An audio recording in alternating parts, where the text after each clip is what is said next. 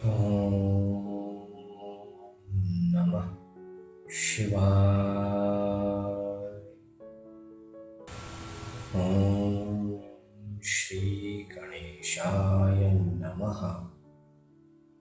श्री शिव महापुराण महात्म्य अध्याय 2-3। शिव पुराण के श्रवण से देवराज को शिवलोक की प्राप्ति तथा चंचुला का पाप से भय एवं संसार से वैराग्य। श्री शौनक जी ने कहा, महाभाग सूत जी, आप धन्य हैं, परमार्थ तत्व के ज्ञाता है। आपने कृपा करके हम लोगों को यह बड़ी अद्भुत एवं दिव्य कथा सुनाई है। भूतल पर इस कथा के समान कल्याण का सर्वश्रेष्ठ साधन दूसरा कोई नहीं है। यह बात हमने आज आपकी कृपा से निश्चय पूर्वक समझ ली। सूत जी, कलि युग में इस कथा के द्वारा कौन कौन से पापी शुद्ध होते हैं, उन्हें कृपा पूर्वक बताइए और इस जगत को कृतार्थ कीजिए। सूत जी बोले, मुने, जो मनुष्य पापी, दुराचारी, खल तथा काम क्रोध आदि में निरंतर डूबे रहने वाले हैं, वे भी इस पुराण के श्रवण पठन से अवश्य ही शुद्ध हो जाते हैं। इसी विषय में जानकार मुनि इस प्राचीन इतिहास का उदाहरण दिया करते हैं, जिसके श्रवण मात्र से पापों का पूर्णतया नाश हो जाता है। पहले की बात है, कहीं किरातों के नगर में एक ब्राह्मण रहता था, जो ज्ञान में अत्यंत दुर्बल, दरिद्र, रस बेचने वाला तथा वैदिक धर्म से विमुख था। वह स्नान संध्या आदि कर्मों से भ्रष्ट हो गया था और वैश्यवृत्ति में तत्पर रहता था। उसका नाम था देवराज। वह अपने ऊपर विश्वास करने वाले लोगों को ठगा करता था। उसने ब्राह्मणों, क्षत्रियों, वैश्यों, शूद्रों तथा दूसरों को भी अनेक बहानों से मारकर उनका धन हड़प लिया था, परंतु उस पापी का थोड़ा सा भी धन कभी धर्म के काम में नहीं लगा था। वह वैश्यागामी तथा सब प्रकार से आचार भ्रष्ट था। एक दिन घूमता घामता वह दैव योग से प्रतिष्ठानपुर अर्थात झूसी प्रयाग में जा पहुंचा। वहां उसने एक शिवालय देखा, जहां बहुत से साधु महात्मा एकत्र हुए थे। देवराज उस शिवालय में ठहर गया, किंतु वहां उस ब्राह्मण को ज्वर आ गया। उस ज्वर से उसको बड़ी पीड़ा होने लगी।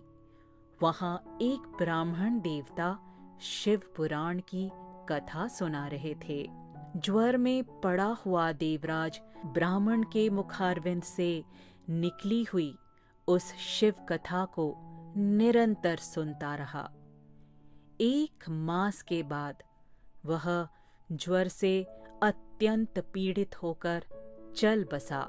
यमराज के दूत आए और उसे पाशों से बांधकर बलपूर्वक यमपुरी में ले गए। इतने में ही शिवलोक से भगवान शिव के पार्षदगण आ गए। उनके गौर अंग कर्पूर के समान उज्ज्वल थे। हाथ त्रिशूल से सुशोभित हो रहे थे। उनके संपूर्ण अंग भस्म से उद्भासित थे और रुद्राक्ष की मालाएं उनके शरीर की शोभा बढ़ा रही थी। वे सब के सब क्रोधपूर्वक यमपुरी गए और यमराज के दूतों को मार पीट कर बारंबार धमकाकर उन्होंने देवराज को उनके चंगुल से छुड़ा लिया और अत्यंत अद्भुत विमान पर बिठाकर जब वे शिवदूत कैलाश जाने को उद्यत हुए, उस समय यमपुरी में बड़ा भारी कोलाहल मच गया। उस कोलाहल को सुनकर धर्मराज अपने भवन से बाहर आए। साक्षात दूसरे रुद्रों के समान प्रतीत होने वाले उन चारों दूतों को देखकर धर्मज्ञ धर्मराज ने उनका विधि पूर्वक पूजन किया और ज्ञान दृष्टि से देखकर सारा वृत्तांत जान लिया। उन्होंने भय के कारण भगवान शिव के उन महात्मा दूतों से कोई बात नहीं पूछी, उल्टे उन सब की पूजा एवं प्रार्थना की। तत्पश्चात वे शिवदूत कैलाश को चले गए और वहां पहुंचकर उन्होंने उस ब्राह्मण को दया सागर सांब शिव के हाथों में दे दिया। शौनक जी ने कहा, महाभाग सूत जी, आप सर्वज्ञ है महामते। आपके कृपा प्रसाद से मैं बारंबार कृतार्थ हुआ। इस इतिहास को सुनकर मेरा मन अत्यंत आनंद में निमग्न हो रहा है। अतः अब भगवान शिव में प्रेम बढ़ाने वाली शिव संबंधिनी दूसरी कथा को भी कहिए।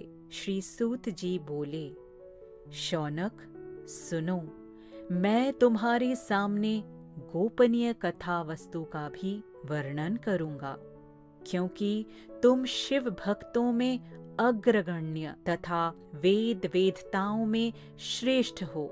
समुद्र के निकटवर्ती प्रदेश में एक वाशकल नामक ग्राम है, जहां वैदिक धर्म से विमुख महापापी द्विज निवास करते हैं। वे सब के सब बड़े दुष्ट हैं। उनका मन दूषित विषय भोगों में ही लगा रहता है। वे ना देवताओं पर विश्वास करते हैं, ना भाग्य पर। वे सभी कुटिल वृत्ति वाले हैं। किसानी करते और भांति भांति के घातक अस्त्र शस्त्र रखते हैं। वे व्यभिचारी और खल हैं। ज्ञान, वैराग्य तथा सद्धर्म का सेवन ही मनुष्य के लिए परम पुरुषार्थ है। इस बात को वे बिल्कुल नहीं जानते हैं। वे सभी पशु बुद्धि वाले हैं। जहाँ के द्विज ऐसे हों, वहाँ के अन्य वर्णों के विषय में क्या कहा जाए। अन्य वर्णों के लोग भी उन्हीं की भांति कुत्सित विचार रखने वाले, स्वधर्म विमुख एवं खल है। वे सदा कुकर्म में लगे रहते और नित्य विषय भोगों में ही डूबे रहते हैं। वहाँ की सब स्त्रियां भी कुटिल स्वभाव की, स्वेच्छाचारिणी, पापासक्त, कुत्सित विचार वाली और व्यभिचारिणी है। वे सद्व्यवहार तथा सदाचार से सर्वथा शून्य है। इस प्रकार वहाँ दुष्टों का ही निवास है। उस वाशकल नामक ग्राम में किसी समय एक बिंदुक नामधारी ब्राह्मण रहता था।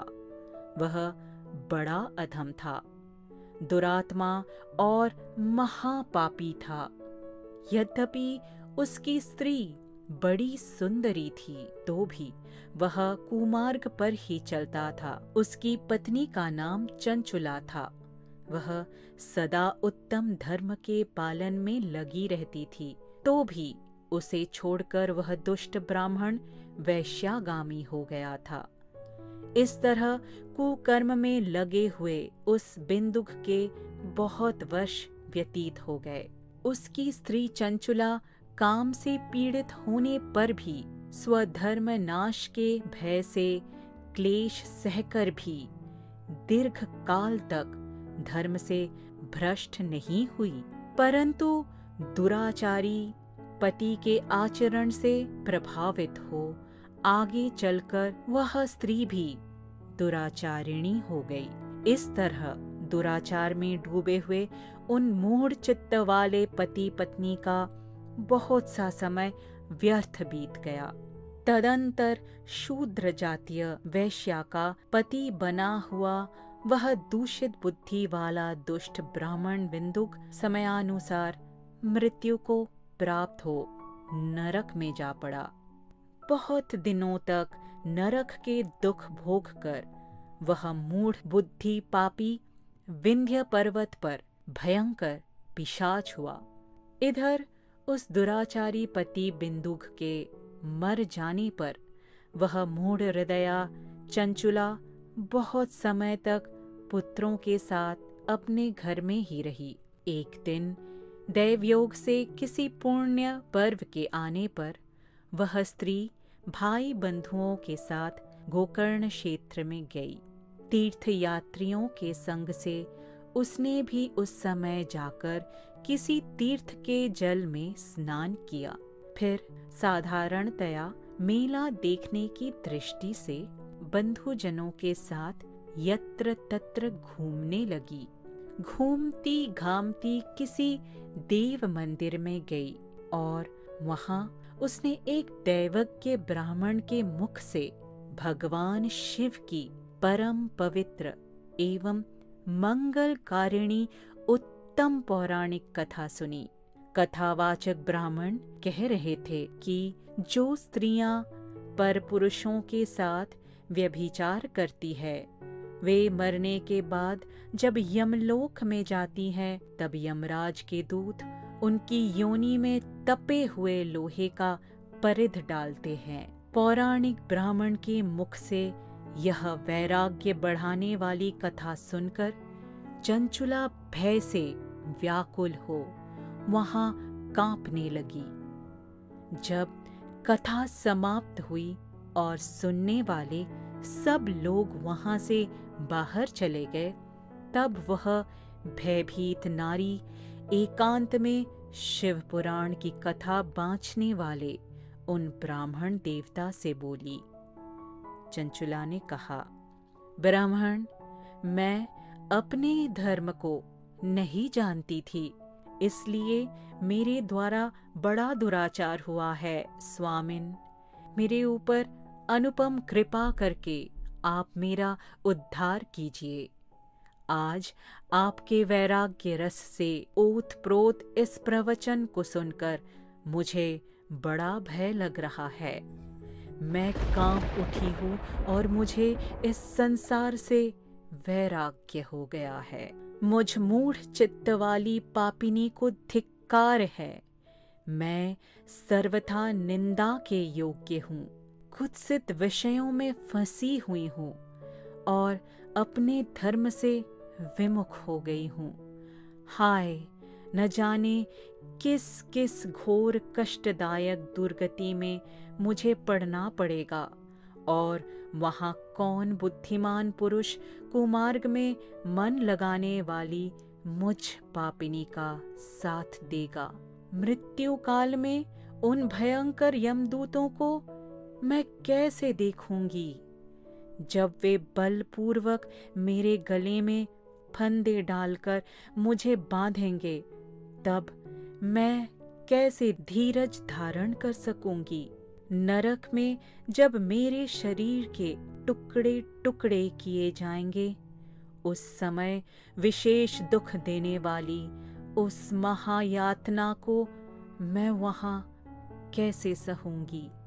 हाय, मैं मारी गई, मैं जल गई, मेरा हृदय विदीर्ण हो गया और मैं सब प्रकार से नष्ट हो गई, क्योंकि मैं हर तरह से पाप में ही डूबी रही हूँ। ब्राह्मण, आप ही मेरे गुरु, आप ही माता और आप ही पिता है, आपकी शरण में आई हुई मुझ दिन अबला का आप ही उद्धार कीजिए, उद्धार कीजिए।